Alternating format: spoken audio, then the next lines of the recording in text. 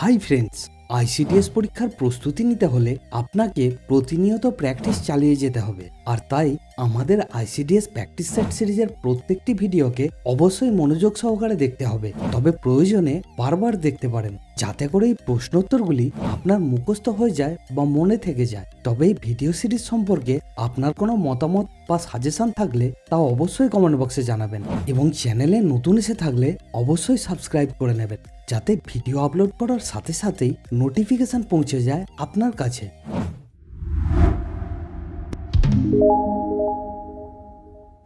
প্রথম প্রশ্ন, ভারতে ছাপাখানা কত সালে চালু হয়? উত্তরটি হলো ভারতে ছাপাখানা চালু হয় 1772 সালে। পরবর্তী প্রশ্ন, জমির লবণাক্ততা নিয়ন্ত্রণ করে কোনটি? উত্তরটি হলো জমির লবণাক্ততা নিয়ন্ত্রণ করে জলসেচ। পরবর্তী প্রশ্ন, উড়তে না পারা একটা বৃহত্তম পাখির নাম লেখো। উত্তরটি হবে উড়তে না পারা একটি বৃহত্তম পাখি হলো ডোডো। পরবর্তী প্রশ্ন, জলের জীব হয়েও বাতাসে নিঃশ্বাস নেয় কোন প্রাণী?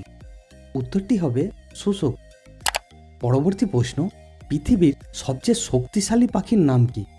উত্তরটি হবে পৃথিবীর সবচেয়ে শক্তিশালী পাখির নাম ঈগল। পরবর্তী প্রশ্ন, যেসব অণুজীব রোগ সৃষ্টি করে তাদেরকে কি বলা হয়?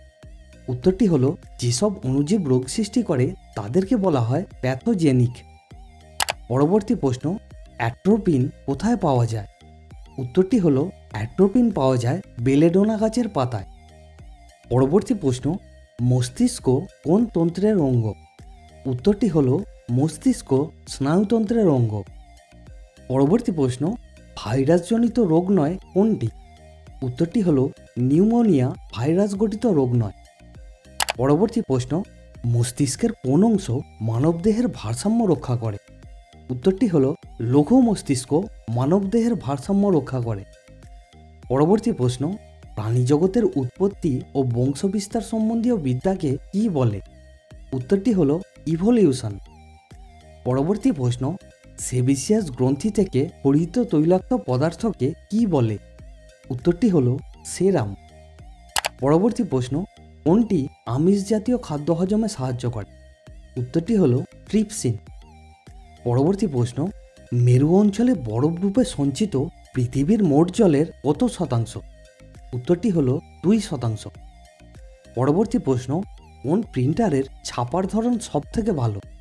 উত্তরটি হলো লেজার প্রিন্টারের ছাপার ধরন সব থেকে ভালো। পরবর্তী প্রশ্ন, কোন ডালের সঙ্গে ল্যাথারাইজম রোগের সম্পর্ক আছে? উত্তরটি হলো ফ্যাসাডির ডালের সঙ্গে। পরবর্তী প্রশ্ন, সিস্টোসোমিয়াসিস রোগ ছড়ায় কোন প্রাণী? উত্তরটি হলো শামুক। পরবর্তী প্রশ্ন, নাইট্রোজেন সার থেকে মানবদেহের কোন রোগের সংক্রমণ ঘটে? উত্তরটি হলো হিমোগ্লোবিনেমিয়া। পরবর্তী প্রশ্ন, ক্লোরোফ্লুরোকার্বনের বাণিজ্যিক নাম কি? উত্তরটি হলো ফ্রেয়ন। পরবর্তী প্রশ্ন, ম্যান বুকার পুরস্কার কোন ক্ষেত্রে দেওয়া হয়? উত্তরটি হলো ম্যান বুকার পুরস্কার দেওয়া হয় সাহিত্যে। পরবর্তী প্রশ্ন, কলিঙ্গ পুরস্কার দেওয়া হয় কোথা থেকে? উত্তরটি হলো কলিঙ্গ পুরস্কার দেওয়া হয় ইউনেস্কো থেকে। পরবর্তী প্রশ্ন, কার্বনযুক্ত জ্বালানির অসম্পূর্ণ দহনের ফলে কোন গ্যাস উৎপন্ন হয়? উত্তরটি হলো কার্বন মনোক্সাইড। পরবর্তী প্রশ্ন, প্রথম কোন বিদেশি ভারতরত্ন পুরস্কার পান? উত্তরটি হলো খান আব্দুল গফর খান। পরবর্তী প্রশ্ন, আসামের কোন কোন পাহাড় নিয়ে মেঘালয় রাজ্য গঠিত? উত্তরটি হলো লুসাই পাহাড়, উত্তর কাছাড়া, গারো পাহাড়, খাসি এবং জয়ন্তিকা পাহাড়। পরবর্তী প্রশ্ন, পানীয় জলে আর্সেনিকের সর্বোচ্চ মাত্রা কত থাকলে তা ক্ষতিকারক নয়? উত্তরটি হলো 0.01 ppm। পরবর্তী প্রশ্ন, সুন্দরবনে কত ধরনের ম্যানগ্রোভ উদ্ভিদ আছে? উত্তরটি হলো সুন্দরবনে 64 প্রজাতির ম্যানগ্রোভ উদ্ভিদ আছে।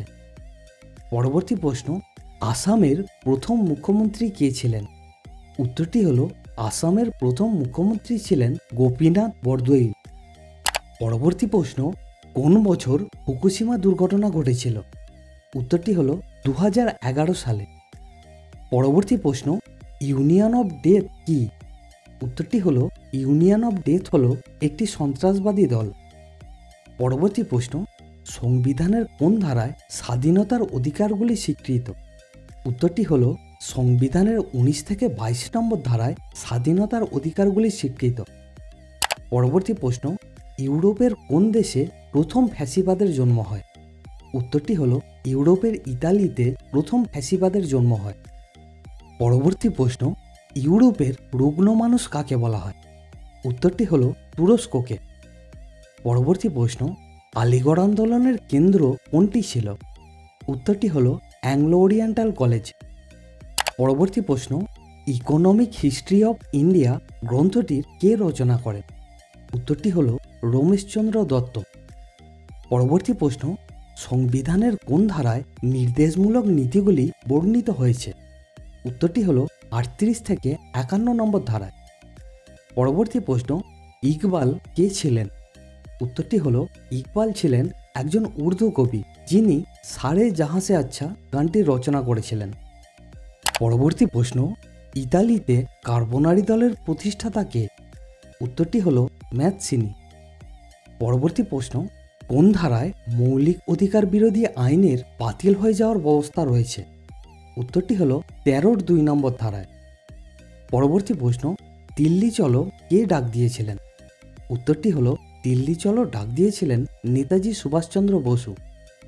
পরবর্তী প্রশ্ন, ইন্ডিপেন্ডেন্ট পার্টির প্রতিষ্ঠাতা কে ছিলেন?